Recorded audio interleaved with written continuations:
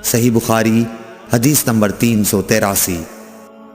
عروہ نے خبر دی کہ حضرت عائشہ رضی اللہ تعالی عنہا نے انہیں بتایا کہ رسول اللہ صلی اللہ علیہ وسلم اپنے گھر کے بچھونے پر نماز پڑھتے، اور حضرت عائشہ رضی اللہ تعالی عنہا آپ کے اور قبلے کے درمیان اس طرح لیٹی ہوتیں جیسے نماز کے لیے جنازہ رکھا جاتا ہے۔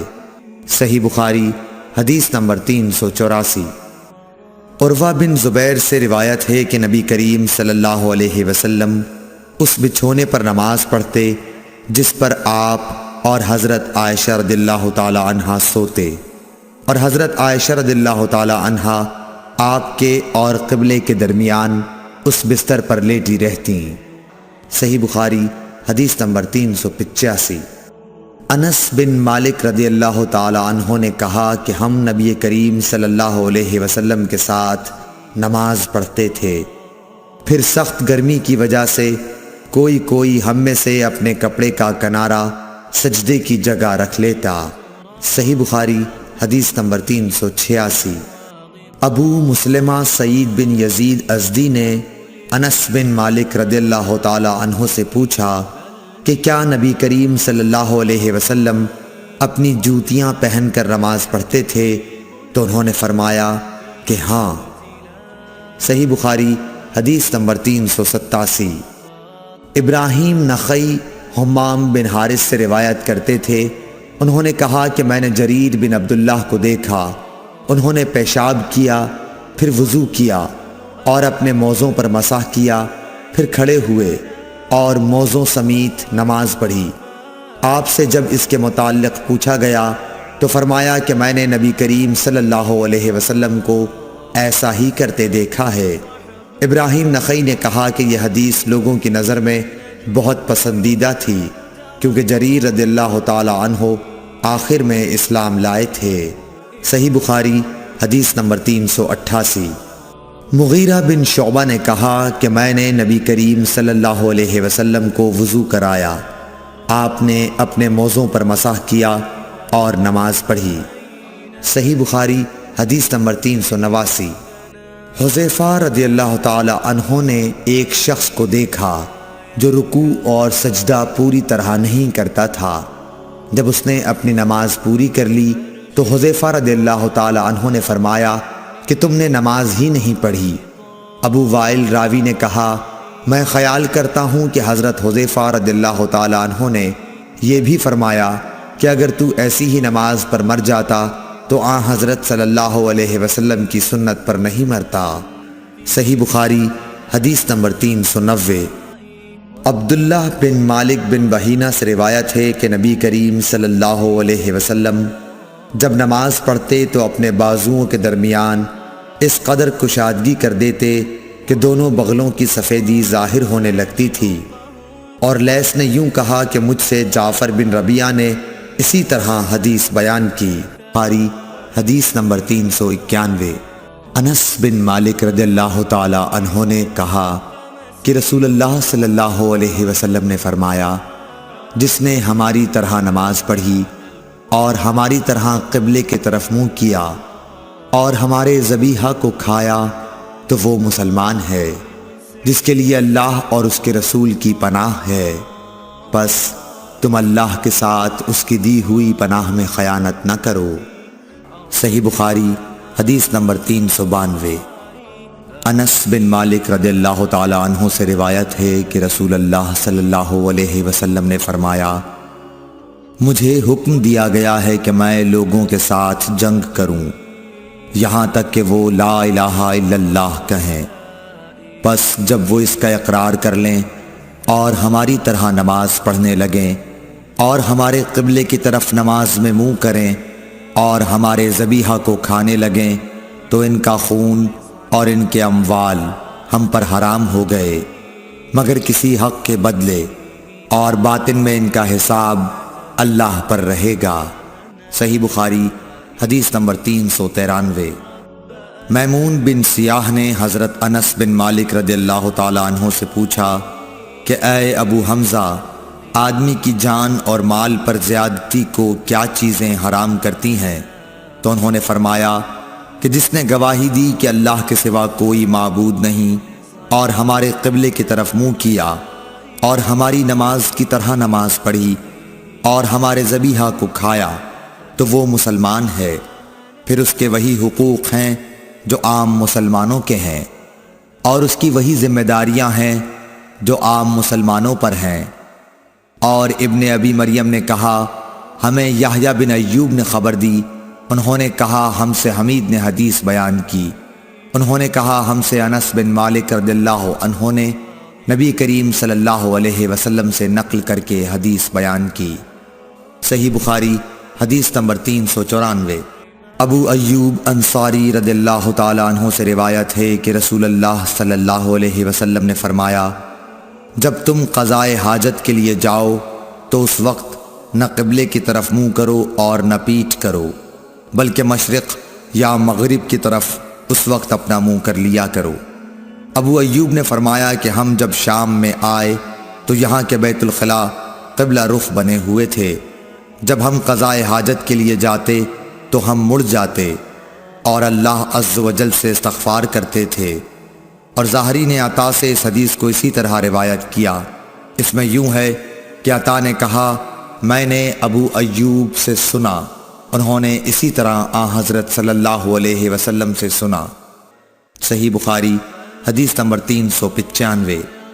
عمر بن دینار نے کہا ہم نے عبداللہ بن عمر رضی اللہ تعالیٰ عنہ سے ایک ایسے شخص کے بارے میں پوچھا جس نے بیت اللہ کا طواف عمرے کے لیے کیا لیکن صفا اور مروہ کی سعی نہیں کی، کیا ایسا شخص بیت اللہ کے طواف کے بعد اپنی بیوی سے صحبت کر سکتا ہے؟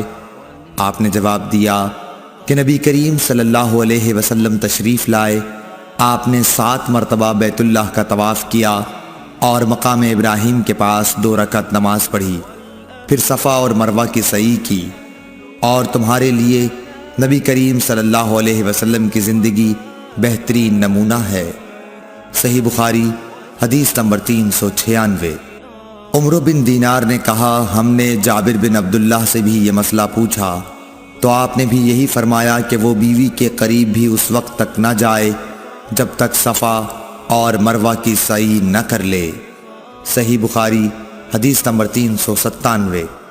سیف بن ابی سلیمان نے کہا کہ میں نے مجاہد سے سنا، انہوں نے کہا کہ ابن عمر کی خدمت میں ایک آدمی آیا اور کہنے لگا اے لو، یہ رسول اللہ صلی اللہ علیہ وسلم آن پہنچے اور آپ کعبے کے اندر داخل ہو گئے۔ ابن عمر نے کہا کہ میں جب آیا تو نبی کریم صلی اللہ علیہ وسلم کعبے سے نکل چکے تھے، میں نے دیکھا کہ بلال دونوں دروازوں کے سامنے کھڑے ہیں۔ میں نے بلال سے پوچھا کہ کیا نبی کریم صلی اللہ علیہ وسلم نے کعبے کے اندر نماز پڑھی ہے؟ انہوں نے کہا کہ ہاں، 2 رکعت ان 2 ستونوں کے درمیان پڑھی تھی جو کعبے میں داخل ہوتے وقت بائیں طرف واقع ہیں۔ پھر جب باہر تشریف لائے تو کعبے کے سامنے 2 رکعت نماز ادا فرمائی۔ صحیح بخاری حدیث نمبر 398۔ عطا بن ابی رباح نے کہا کہ میں نے ابن عباس رضی اللہ تعالیٰ عنہ سے سنا کہ جب نبی کریم صلی اللہ علیہ وسلم کعبے کے اندر تشریف لے گئے تو اس کے چاروں کونوں میں آپ نے دعا کی اور نماز پڑھی، پھر جب باہر تشریف لائے تو 2 رکعت نماز کعبے کے سامنے پڑھی اور فرمایا کہ یہی قبلہ ہے۔ صحیح بخاری حدیث نمبر 399۔ حضرت برا بن عازب رضی اللہ تعالیٰ عنہ سے روایت ہے کہ نبی کریم صلی اللہ علیہ وسلم نے 16 یا 17 ماہ تک بیت المقدس کی طرف منہ کر کے نمازیں پڑھیں، اور رسول اللہ صلی اللہ علیہ وسلم دل سے چاہتے تھے کہ کعبے کی طرف منہ کر کے نماز پڑھیں۔ آخر اللہ تعالیٰ نے یہ آیت نازل فرمائی، ہم آپ کا آسمان کی طرف بار بار چہرہ اٹھانا دیکھتے ہیں۔ پھر آپ نے کعبے کی طرف منہ کر لیا، اور احمقوں نے جو یہودی تھے کہنا شروع کیا کہ انہیں اگلے قبلے سے کس چیز نے پھیر دیا۔ آپ فرما دیجئے کہ اللہ ہی کی ملکیت ہے مشرق اور مغرب، اللہ جس کو چاہتا ہے سیدھے راستے کی ہدایت کر دیتا ہے۔ جب قبلہ بدلا تو ایک شخص نے نبی کریم صلی اللہ علیہ وسلم کے ساتھ نماز پڑھی، پھر نماز کے بعد وہ چلا اور انصار کی ایک جماعت پر اس کا گزر ہوا جو عصر کی نماز بیت المقدس کی طرف منہ کر کے پڑھ رہے تھے۔ اس شخص نے کہا کہ میں گواہی دیتا ہوں کہ میں نے نبی کریم صلی اللہ علیہ وسلم کے ساتھ وہ نماز پڑھی ہے جس میں آپ نے موجودہ قبلہ کعبے کی طرف منہ کر کے نماز پڑھی ہے۔ پھر وہ جماعت نماز کی حالت میں ہی مڑ گئی اور کعبے کی طرف منہ کر لیا۔ صحیح بخاری حدیث نمبر 400۔ جابر بن عبداللہ نے فرمایا کہ نبی کریم صلی اللہ علیہ وسلم اپنی سواری پر خواہ اس کا رخ کسی طرف ہو نفل نماز پڑھتے تھے، لیکن جب فرض نماز پڑھنا چاہتے تو سواری سے اتر جاتے اور قبلے کی طرف منہ کر کے نماز پڑھتے۔ بخاری حدیث نمبر 401۔ عبداللہ بن مسعود نے فرمایا کہ نبی صلی اللہ علیہ وسلم نے نماز پڑھائی۔ ابراہیم نے کہا مجھے نہیں معلوم کہ نماز میں زیادتی ہوئی یا کمی۔ پھر جب آپ نے سلام پھیرا تو آپ سے کہا گیا کہ یا رسول اللہ صلی اللہ علیہ وسلم کیا نماز میں کوئی نیا حکم آیا ہے؟ آپ نے فرمایا آخر کیا بات ہے؟ لوگوں نے کہا آپ نے اتنی رکعتیں پڑھی ہیں۔ یہ سن کر آپ صلی اللہ علیہ وسلم نے اپنے دونوں پاؤں پھیرے اور قبلے کی طرف منہ کر لیا اور سہو کے 2 سجدے کیے اور سلام پھیرا۔ پھر ہماری طرف متوجہ ہوئے اور فرمایا کہ اگر نماز میں کوئی نیا حکم نازل ہوا ہوتا تو میں تمہیں پہلے ہی ضرور کہہ دیتا، لیکن میں تو تمہارے ہی جیسا آدمی ہوں، جس طرح تم بھولتے ہو میں بھی بھول جاتا ہوں، اس لیے جب میں بھول جایا کروں تو تم مجھے یاد دلایا کرو، اور اگر کسی کو نماز میں شک ہو جائے تو اس وقت ٹھیک بات سوچ لے اور اسی کے مطابق نماز پوری کرے، پھر سلام پھیر کر 2 سجدے سہو کے کر لے۔ صحیح بخاری حدیث نمبر 402۔ انس بن مالک رضی اللہ تعالی عنہ سے روایت ہے کہ عمر رضی اللہ تعالی عنہ نے فرمایا کہ میری 3 باتوں میں جو میرے منہ سے نکلا میرے رب نے ویسا ہی حکم فرمایا۔ میں نے کہا تھا کہ یا رسول اللہ صلی اللہ علیہ وسلم اگر ہم مقام ابراہیم کو نماز پڑھنے کی جگہ بنا سکتے تو اچھا ہوتا۔ اس پر یہ آیت نازل ہوئی اور تم مقام ابراہیم کو نماز پڑھنے کی جگہ بنا لو۔ دوسری آیت پردے کے بارے میں ہے۔ میں نے کہا تھا کہ یا رسول اللہ کاش آپ اپنی عورتوں کو پردے کا حکم دیتے، کیونکہ ان سے اچھے اور برے ہر طرح کے لوگ بات کرتے ہیں۔ اس پر پردے کی آیت نازل ہوئی۔ اور ایک مرتبہ حضور صلی اللہ علیہ وسلم کی بیویاں جوش و خروش میں آپ کی خدمت میں اتفاق کر کے کچھ مطالبات لے کر حاضر ہوئیں۔ میں نے ان سے کہا کہ ہو سکتا ہے کہ اللہ پاک تمہیں طلاق دلا دیں اور تمہارے بدلے تم سے بہتر مسلمہ بیویاں اپنے رسول صلی اللہ علیہ وسلم کو عنایت کریں، تو یہ آیت نازل ہوئی عسیٰ ربہ ان طلقکن ان یبدلہ ازواجا خیرا منکن۔ اور سعید بن ابی مریم نے کہا کہ مجھے یحییٰ بن ایوب نے خبر دی، کہا کہ ہم سے حمید نے بیان کیا، کہا میں نے حضرت انس رضی اللہ تعالی عنہ سے یہ حدیث سنی۔ صحیح بخاری حدیث نمبر 403۔ عبداللہ بن عمر سے روایت ہے آپ نے فرمایا کہ لوگ قباء میں فجر کی نماز پڑھ رہے تھے کہ اتنے میں ایک آنے والا آیا، اس نے بتایا کہ رسول اللہ صلی اللہ علیہ وسلم پر کل وحی نازل ہوئی ہے اور انہیں کعبے کی طرف نماز میں منہ کرنے کا حکم ہو گیا ہے۔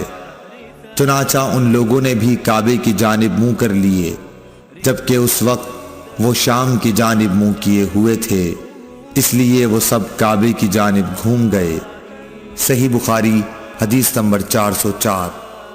جناب عبداللہ سے روایت ہے انہوں نے فرمایا کہ نبی کریم صلی اللہ علیہ وسلم نے بھولے سے ظہر کی نماز ایک مرتبہ 5 رکعت پڑھی۔ اس پر لوگوں نے پوچھا کہ کیا نماز میں زیادتی ہو گئی ہے؟ آپ صلی اللہ علیہ وسلم نے فرمایا کیا بات ہے؟ صحابہ نے عرض کی کہ آپ نے 5 رکعت پڑھی ہیں۔ عبداللہ بن مسعود رضی اللہ تعالیٰ عنہ نے فرمایا کہ پھر آپ نے اپنے پاؤں موڑ لیے اور سہو کے 2 سجدے کیے۔ صحیح بخاری حدیث نمبر 405۔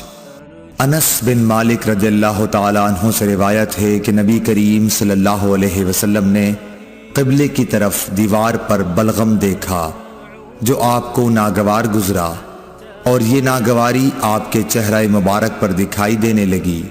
پھر آپ اٹھے اور خود اپنے ہاتھ سے کھرچ ڈالا اور فرمایا کہ جب کوئی شخص نماز کے لیے کھڑا ہوتا ہے تو گویا وہ اپنے رب کے ساتھ سرگوشی کرتا ہے، یا یوں فرمایا کہ اس کا رب اس کے اور قبلے کے درمیان ہوتا ہے، اس لیے کوئی شخص نماز میں اپنے قبلے کی طرف نہ تھوکے، البتہ بائیں طرف یا اپنے قدموں کے نیچے تھوک سکتا ہے۔ پھر آپ نے اپنی چادر کا کنارہ لیا، اس پر تھوکا، پھر اس کو الٹ پلٹ کیا اور فرمایا یا اس طرح کر لیا کرو۔ صحیح بخاری حدیث نمبر 418۔ حضرت ابو ہریرہ رضی اللہ تعالی عنہ سے روایت ہے کہ رسول اللہ صلی اللہ علیہ وسلم نے فرمایا، کیا تمہارا یہ خیال ہے کہ میرا منہ نماز میں قبلے کی طرف ہے؟ اللہ کی قسم، مجھ سے نہ تمہارا خشوع چھپتا ہے نہ رکوع، میں اپنی پیٹھ کے پیچھے سے تم کو دیکھتا رہتا ہوں۔ صحیح بخاری حدیث نمبر 419۔